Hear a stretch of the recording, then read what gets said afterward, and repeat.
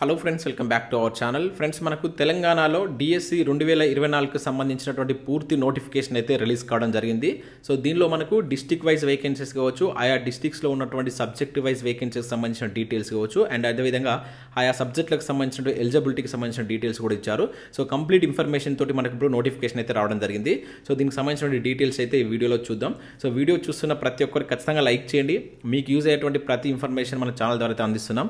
చాలామంది వీడియోస్ని చూస్తున్నారు కానీ లైక్ చేయట్లేదు. ఖచ్చితంగా లైక్ చేయండి. ఈ వీడియోకి అయితే నేను 1000 లైక్స్ ఎక్స్పెక్ట్ చేస్తున్నాను. ఇది ఎవరికైతే యూజ్ ఉంటుందో వారికి షేర్ చేయండి. అదేవిధంగా సబ్స్క్రైబ్ చేసుకొని చూడండి. రెగ్యులర్గా మీకు జాబ్ అప్డేట్స్ అంతాయి. మన ఛానల్కి సంబంధించిన టెలిగ్రామ్ గ్రూప్లో కూడా జాయిన్ కాండి. సో దాంట్లో కూడా రెగ్యులర్గా జాబ్ అప్డేట్స్ కావచ్చు, ఇంకా ఇతర ఇన్ఫర్మేషన్ షేర్ చేస్తుంటాను. మీకు చాలా యూజ్ ఉంటుంది. కంపల్సరీ మీరు ఆ టెలిగ్రామ్ గ్రూప్లో జాయిన్ అయ్యేటువంటి ప్రయత్నం అయితే చేయండి. ఫ్రెండ్స్, ఇక్కడ ఇన్ఫర్మేషన్ కనుక చూసినట్టయితే మనకు గత 3 days బ్యాకే ఈ డిఎస్సికి సంబంధించినటువంటి ఒక షార్ట్ నోటిఫికేషన్ అనేది మనకు ప్రభుత్వం రిలీజ్ చేసింది.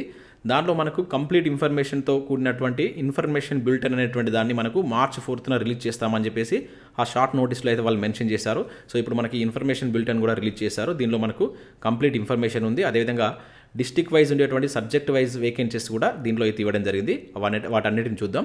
అయితే మనకు నోటిఫికేషన్ చూసే ముందు చాలామందికి కొన్ని డౌట్స్ అయితే ఉంటాయి. అంటే దీనిలో వచ్చినటువంటి కొన్ని మేజర్ చేంజెస్ అయితే ఉన్నాయి. వాటి గురించి చెప్పిన తర్వాత మీకు కంప్లీట్ నోటిఫికేషన్ అయితే ఎక్స్ప్లెయిన్ చేస్తాను. మీరు కంప్లీట్ వీడియో విన్న తర్వాత మీకు ఏమైనా డౌట్స్ ఉంటే కింద కామెంట్ సెక్షన్లో అడగండి. నేను ఆల్రెడీ వీడియోలో ఎక్స్ప్లెయిన్ చేసినటువంటి వాటికి సంబంధించి మళ్ళీ డౌట్ అయితే అడుగుతున్నారు. మీరు వీడియో చూసేటువంటి ప్రయత్నం చేయండి. కంప్లీట్ చూసిన తర్వాత మీకు ఏమైనా డౌట్ ఉంటే కామెంట్ చేయండి. ఆ డౌట్కు ఎక్స్ప్లెనేషన్ చిన్నగా ఉన్నట్లయితే నేను అక్కడనే మీకు రిప్లై ఇస్తాను. లేదంటే చాలా డౌట్స్ కనుక ఉన్నట్లయితే నేను సపరేట్గా వీటికి సంబంధించి ఒక సెషన్లో వీడియో కూడా మీకు ఎక్స్ప్లెయిన్ చేసి అప్లోడ్ చేసేటువంటి ప్రయత్నం అయితే చేస్తాను. అయితే ఇక్కడ మనం దీనిలో ఉన్నటువంటి కొన్ని మేజర్ చేంజెస్ కనుక చూసినట్లయితే మనకు 2023లో వచ్చినటువంటి డిఎస్సి నోటిఫికేషన్కు ఇప్పుడు వచ్చినటువంటి నోటిఫికేషన్లో మనకు సిలబస్లో ఎటువంటి మార్పు లేదు. కొంతమంది సిలబస్ చేంజ్ చేస్తారని చెప్పేసి మనకు వాట్సాప్లో న్యూస్ అయితే వైరల్ అయింది కదా. సో అటువంటి సిలబస్లో ఎటువంటి మార్పు లేదు. అంటే సిలబస్ చేంజెస్ సంబంధించి ఎటువంటి మార్పు లేదు. ఏ సబ్జెక్టులకు సంబంధించి కూడా మనకు ఎటువంటి మార్పు అయితే రాలేదు. అయితే ఎగ్జామ్ డేట్ సంబంధించి అయితే మనకు తర్వాత ఇంటిమేట్ చేస్తామని చెప్పేసి దీంట్లో చెప్పడం జరిగింది. ఇంకొక మేజర్ చేంజ్ ఏంటంటే మనకు ఇంటర్ మార్కులు, ముఖ్యంగా ఎస్జిటికి సంబంధించి ఇంటర్ మార్కుల యొక్క శాతం అనేటువంటిది ఎస్సీ, ఎస్టీ, బీసీ అదేవిధంగా పిహెచ్సి వారికి 40కి సడలింపు చేశారనమాట. అదొక చేంజ్ అనేటువంటి దీనిలో ఉంది. అదేవిధంగా ఇంకా డిగ్రీ ఫైనల్ ఇయర్ చదువుతున్నటువంటి అభ్యర్థులు కూడా వీటికి అప్లై చేసుకోవచ్చు అని చెప్పేసి ఒక చేంజ్ అయితే తీసుకొచ్చారు. అంటే వాళ్ళు ఆల్రెడీ ఈ సెప్టెంబర్ 15th టెట్ రాసి పాస్ అయినటువంటి అభ్యర్థులు ఉంటారు కదా, వాళ్ళు కనుక ఫైనల్ ఇయర్లో కనుక ఉన్నట్లయితే సో వాళ్ళు కూడా వీటికి అప్లై చేసుకోవచ్చు అని చెప్పేసి దీనిలో అయితే మనకు కొన్ని చేంజెస్ రూపంలో అయితే ఇవ్వడం జరిగింది. అయితే వాళ్లకు డిఎస్సి ఒకవేళ జాబ్ వచ్చి డిఎస్సి వెరిఫికేషన్ నాటికి సర్టిఫికేట్స్ ఉండాలని చెప్పేసి దీనిలో ఇచ్చారు. సో ఇవి వీటికి సంబంధించినటువంటి కొన్ని మేజర్ చేంజెస్. అందుకనే మీకు స్టార్టింగ్లో చెప్పాను. ఇంకా చాలామందికి ఇక్కడ మనకు ఏదైతే ఈ డిస్ట్రిక్ట్ వైజ్ వేకెన్సీస్ బ్రేకప్ దాంట్లో ఈ జీ అండ్ ఎల్బి అని చెప్పేసి కూడా కొంతమందికి డౌట్స్ ఉన్నాయన్నమాట. సో ఇదేంటి సార్ అని చెప్పేసి అనుకో కొంతమంది కాల్ కూడా చేశారు. ఇక్కడ జీ అంటే ఏంటంటే ఇది గవర్నమెంట్ స్కూల్స్, ఎల్బి అంటే లోకల్ బాడీ స్కూల్. అంటే ఇవన్నీ గవర్నమెంట్ స్కూల్సే. అయితే ఈ లోకల్ బాడీ స్కూల్స్ అనేటువంటి మనకు ఈ మన విలేజెస్లో కావచ్చు, కొన్ని మండల పరిషత్తులో ఉండేటువంటి అవన్నీ మనకు లోకల్ బాడీ స్కూల్స్ అవుతాయి. ఇవన్నీ మనకు జీ అంటే ఈ గవర్నమెంట్ స్కూల్స్ అనేటువంటి మనకు ఎక్కువగా పట్టణాల్లో ఉంటాయి అన్నమాట, సిటీస్లో.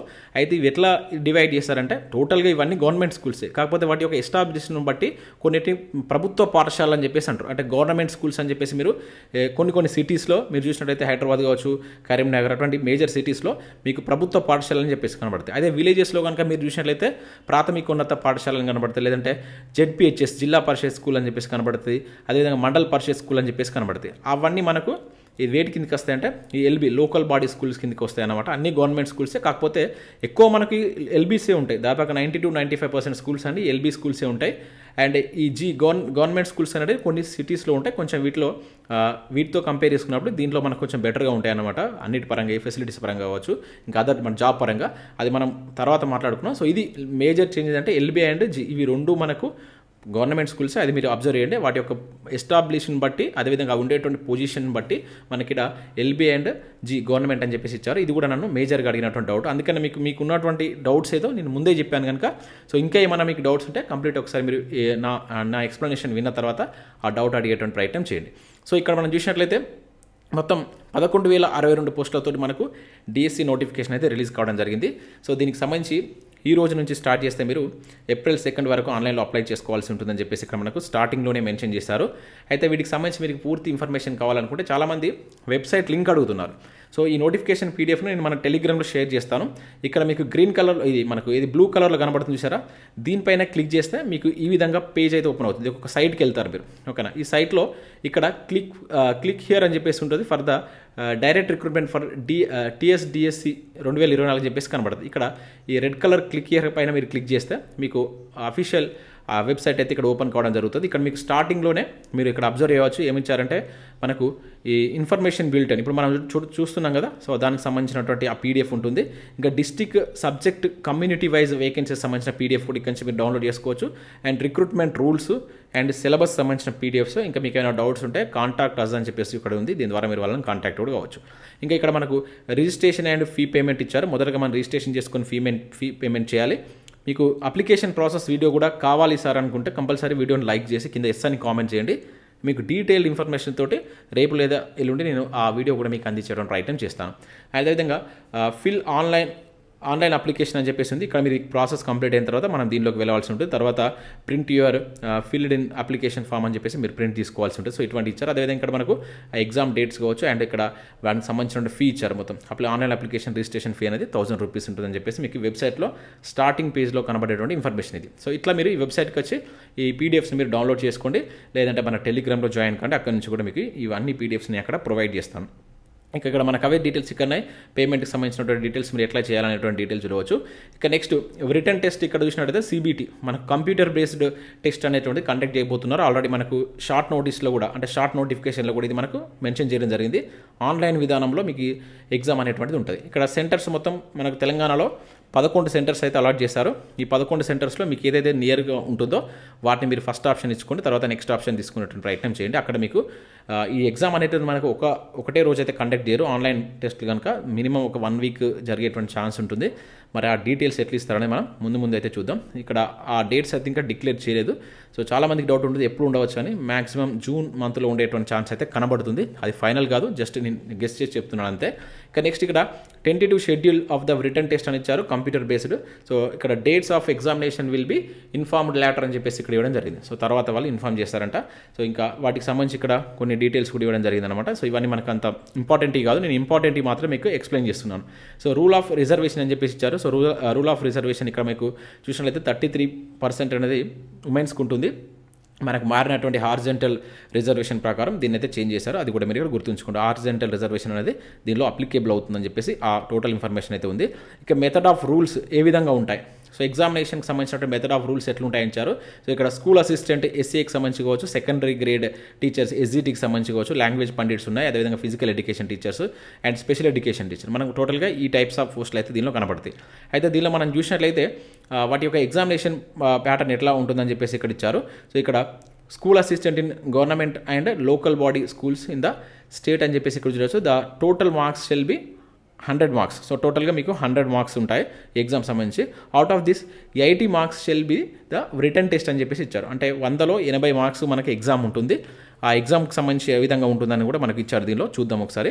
ఇంకా 20 మార్క్స్ అనేటువంటిది మీకు ఇది టెట్ ద్వారా మీకు వెయిటేజ్ ఇస్తారనమాట. సో అది TS టెస్ట్ కావచ్చు, AP టెట్, C టెట్, ఇట్లా మీరు AP టెట్ అని చెప్పేసి ఇట్లా ఇవ్వడం జరిగింది. సో వీటిలో మీరు క్వాలిఫై అయినటువంటి అభ్యర్థులకు అండ్ మార్క్స్ వెయిటేజ్ని బట్టి ఆ 20 మార్క్స్కి వెళ్తారు. అంటే ఇక్కడ ఏంటి 80 + 20 టోటల్గా 100 మార్క్స్కి ఎగ్జామ్ ఉండబోతుంది.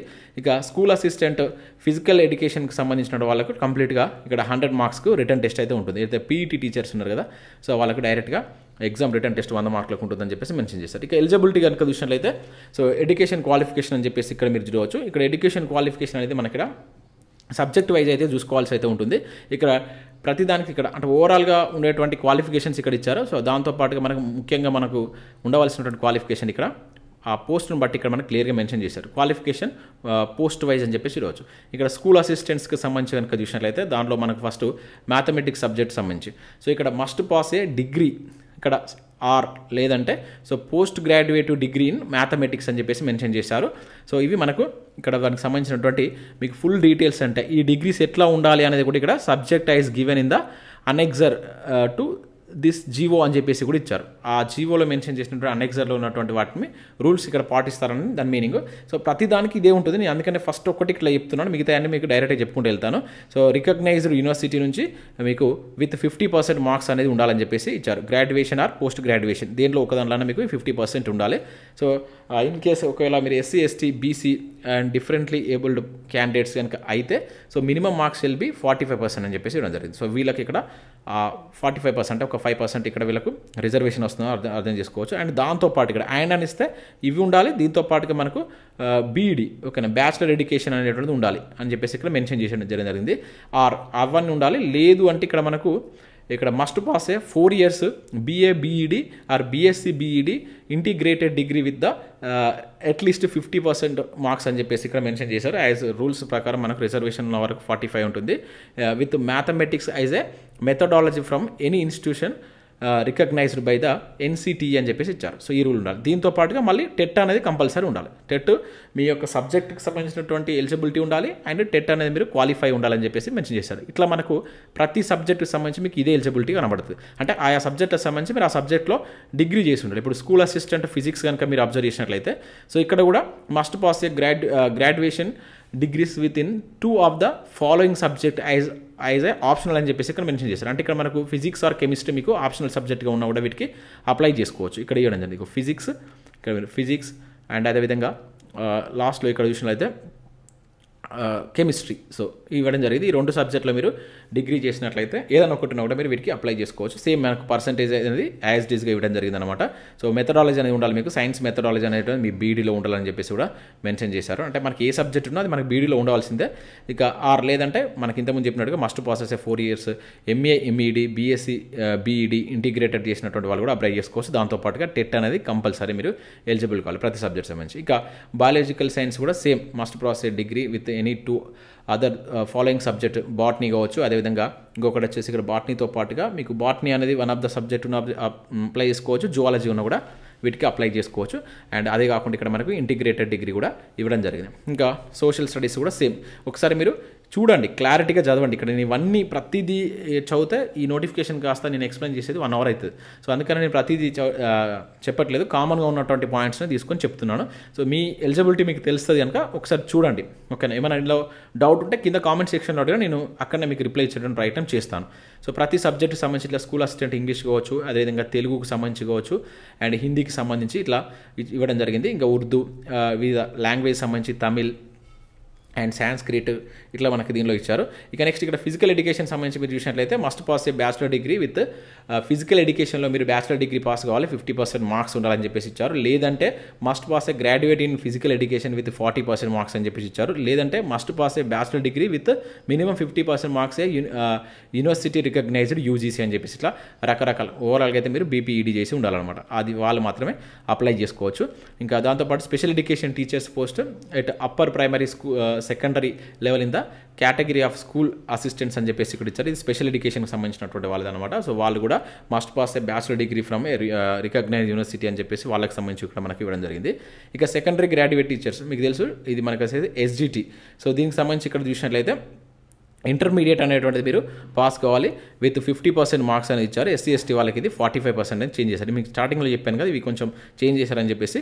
And 2 years diploma in elementary education, మనం ఏదైతే DEd ఉంటుంది కదా, సో DEd చేయాలి. ఇక్కడ చూసినట్లయితే special education in DEd and 4 years bachelors in elementary education ఇది ఉన్న కూడా మీరు అప్లై చేసుకోవాలి. అంటే DEd వాళ్ళు SGT వాళ్ళు అది మనకు BEd ఉండాలి. అదేవిధంగా ఇక్కడ SA వాళ్ళకు BEd ఉండాలి అండ్ SGT వాళ్ళకి కంపల్సరీ DEd ఉండాలి అండ్ ఇంటర్మీడియట్లో ఈ పర్సంటేజ్ మార్క్స్ ఉండాలని చెప్పేసి మెన్షన్ చేశారు. అవే కాకుండా ఇక కొన్నిటికి ఇక్కడ ఈ qualification must pass intermediate, senior secondary are ఈ సీనియర్ సెకండరీ అనేటువంటిది ఈ పర్టికులర్ క్వాలిఫికేషన్ కూడా మీరు అప్లై చేసుకోవచ్చు అని చెప్పేసి మెన్షన్ చేశారు. ఇక స్పెషల్ ఎడ్యుకేషన్ సంబంధించి కూడా సేమ్ మనకి ఇవే డీటెయిల్స్ ఇచ్చారు. ఇక లాంగ్వేజ్ క్యాండిడేట్కి సంబంధించి మీకు ఆ లాంగ్వేజ్లో మీరు కంపల్సరీ ఆ పర్టికులర్ డిగ్రీ చేసినటువంటి అభ్యర్థులు మాత్రమే అప్లై చేసుకోవచ్చు. అది స్పెషల్ ఎడ్యుకేషన్ సంబంధించినటువంటి ఇన్ఫర్మేషన్. అందుకని ఇది నేను పెద్దగా ఎక్స్ప్లెయిన్ చేయట్లేదు స్పెషల్ ఎడ్యుకేషన్ BEd వాళ్ళది. సో చాలామంది ఎందుకంటే మనకి ఎడ్యుకేషన్ ఇది నార్మల్ BEd అండ్ TGT వాళ్ళే ఉంటారు కనుక నేను ఎక్కువ ఎక్స్ప్లెయిన్ చేయట్లేదు. మీకు ఇది చూసుకుంటే అర్థమైపోతుంది, పెద్దగా ఇంట్లో పెద్ద చేంజెస్ మనకి ఏం లేవు. ఇంకా నెక్స్ట్ ఏజ్ కనుక చూసినట్లయితే అప్లికేషన్స్ అనేటువంటి ఇక్కడ కట్ ఆఫ్ డేట్ ఇచ్చారు, 18 years ఉండాలి, 46 years చేశారు. ఆ 18 years మీరు ఇక్కడ కట్ ఆఫ్ డేట్ చెక్ చేసుకోండి, ఎప్పుడు పుట్టిన వాళ్ళనేది ఇక్కడ 1/7/2005 అండ్ 2/7/1977. సో ఈ మధ్యలో మీరు జన్మించిన వాళ్ళు వీటికి అప్లై చేసుకోవచ్చు అని మీనింగ్ వస్తుంది అనమాట. ఇంకా దాంతోపాటు ఇక్కడ రిలాక్సేషన్ చూసినట్లయితే age relaxation. So Telangana govt ఎంప్లాయీస్కి సంబంధించి 5 years ఇస్తున్నారు ఏజ్ రిలాక్సేషన్.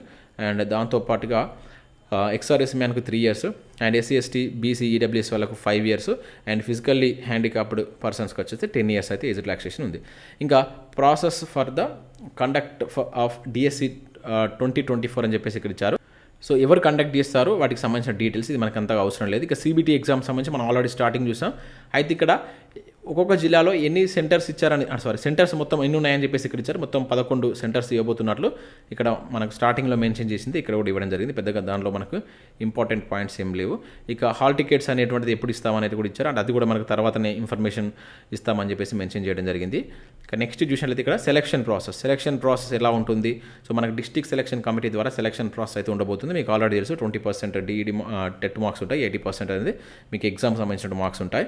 సో ఇక్కడ టెట్కి సంబంధించినటువంటి స్కోర్ కూడా ఇచ్చారు, ఎవరు క్వాలిఫై. BC వాళ్ళు అయితే 75 marks వస్తే qualify, and SC ST differently able person అయితే 60 అండ్ OC వాళ్ళు అయితే 90 marks తోటి మీరు క్వాలిఫై అయినట్లుగా అయితే మీరు చూసుకోవాల్సి ఉంటుందని చెప్పేసి మెన్షన్ చేయడం జరిగింది. ఇంకా preparation of provisional list. So provisional list అనేది ఎట్లా ప్రిపేర్ చేస్తారు అని చెప్పేసి ఇచ్చారు.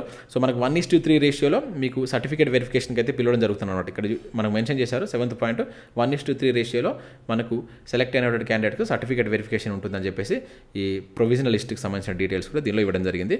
వాటికి సంబంధించిన రిజర్వేషన్లు కూడా ఇక్కడ మెన్షన్ చేశారు.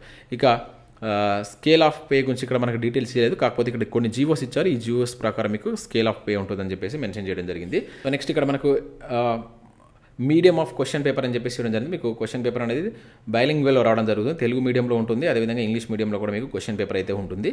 దానికి సంబంధించి ఇక్కడ మీరు చూడవచ్చు. ఇక నెక్స్ట్ మనకి ఇక్కడ scheme of teacher recruitment test అని చెప్పేసి ఇవ్వడం జరిగింది. అంటే మనకు దానికి సంబంధించిన ఎగ్జామినేషన్ స్కీమ్ అనేది అంటే ఎట్లా ఉంటుంది అని చెప్పేసి ఇక్కడ మనం చూడవచ్చు. మొత్తం టోటల్గా మీకు 2 hours 30 minutes ఎగ్జామ్ అయితే కండక్ట్ చేస్తారు. ఇక్కడ ఫస్ట్ వచ్చేసి మనకి ఇక్కడ లాంగ్వేజ్ ఇది other than SA physical education అని చెప్పేసి ఇచ్చారు. ఇవి వచ్చేసి దేనికంటే ఇది స్కూల్ అసిస్టెంట్కి సంబంధించిన సిలబస్. ఇక్కడ చూడవచ్చు మీరు post of the school assistant and language పండిట్కి సంబంధించిన సిలబస్ ఈ రకంగా ఉండబోతుంది.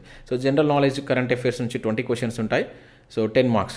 అదేవిధంగా ఈ ప్రాస్పెక్టివ్ ఎడ్యుకేషన్కి సంబంధించి విద్యా దృక్పథాలు ఉంటుంది కదా, దానికి సంబంధించి సిలబస్ ఇక్కడ నోటిఫైడ్ అని చెప్పేసి ఇచ్చారు. మీకు కంప్లీట్ సిలబస్ అనేటువంటి కింద మీకు అనెక్సర్ రూపంలో అయితే ఇచ్చారు.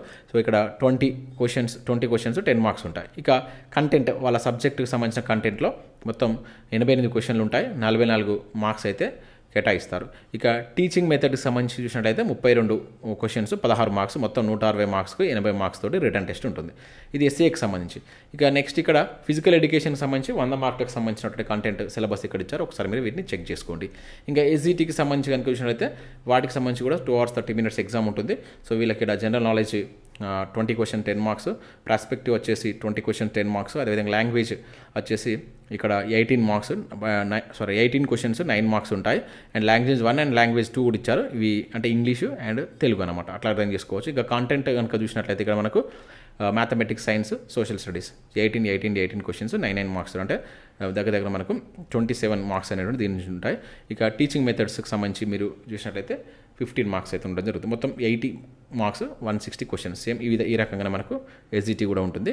సో ఇది మనకు టోటల్గా ఈ సిలబస్కి సంబంధించినటువంటి డీటెయిల్స్ అనమాట. ఒకసారి మనం బ్రేకప్ వేకెన్సీస్కి సంబంధించి కనుక చూసినట్లయితే ఇది బ్రేకప్ వేకెన్సీస్ మీకు ఈ PDF ఇస్తాను, ఇది మీరు ఒకసారి మీరు డౌన్లోడ్ చేసుకొని చూడండి, మన టెలిగ్రామ్లో ఉంటుంది. ఇక్కడ మీకు LP హిందీ, LP మరాఠీ, తెలుగు ఇచ్చారు. ఇక్కడ M అంటే మ్యాథ్స్, అంటే కొంతమందికి అర్థం కాకపోవచ్చు, ఇక్కడ M అని పెట్టాడు, ఇవి మ్యాథ్స్కి సంబంధించినటువంటి.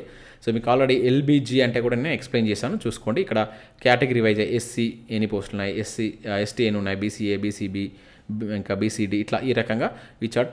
మనకి టోటల్గా కనుక చూసినట్లయితే ఇక్కడ లాస్ట్ వేకెన్సీస్ ఇవి టోటల్ వేకెన్సీస్. ఇక్కడ మనకు PHకి సంబంధించి కూడా ఇచ్చారు. దీనిలో EWS స్పోర్ట్స్కి సంబంధించినటువంటి వేకెన్సీస్ కూడా మీరు చెక్ చేసుకోవచ్చు. ఇక్కడ జిల్లాకు సంబంధించిన టోటల్ వేకెన్సీస్ ఇట్లా మనకు ఈ పీడిఎఫ్ అయితే ఉంది. ఈ పీడిఎఫ్ నేను ఆల్రెడీ మీకు టెలిగ్రామ్లో షేర్ చేస్తాను. అక్కడి నుంచి కూడా మీరు డౌన్లోడ్ చేసుకుని అయితే చూడవచ్చు. మీ జిల్లాలో ఎన్ని పోస్టులు ఉన్నాయి, మీ సబ్జెక్ట్లో మీకు ఎన్ని పోస్టులు వచ్చాయని కింద మీరు కామెంట్ చేసేటువంటి ప్రయత్నం చేయండి. ఎటువంటి డౌట్స్ ఉన్నా కామెంట్ సెక్షన్లో అడగండి. నేను మీకు అక్కడ చిన్న డౌట్ అయితే రిప్లై ఇచ్చేటువంటి ప్రయత్నం చేస్తాను. అప్లికేషన్ ప్రాసెస్ వీడియో కూడా మీకు కావాలనుకుంటే కంపల్సరీ లైక్ చేసి కింద ఎస్ అని కామెంట్ చేయండి. ఎక్కువ లైక్స్ అండ్ ఎక్కువ కామెంట్స్ కనుక రీచ్ అయినట్లయితే నేను అప్లికేషన్ ప్రాసెస్ కూడా వీడియో కూడా చేస్తాను. అది చాలా లెంతీగా ఉంటుంది వీడియో, అయినప్పటికీ మీకు కావాలనుకుంటే చేసేటువంటి ప్రయత్నం చేస్తాను. సో ఇది ఫ్రెండ్స్, సో వీడియో నచ్చినట్లయితే లైక్ చేసి మీ మిత్రులకు షేర్ చేయండి. Thanks for watching. Thank you.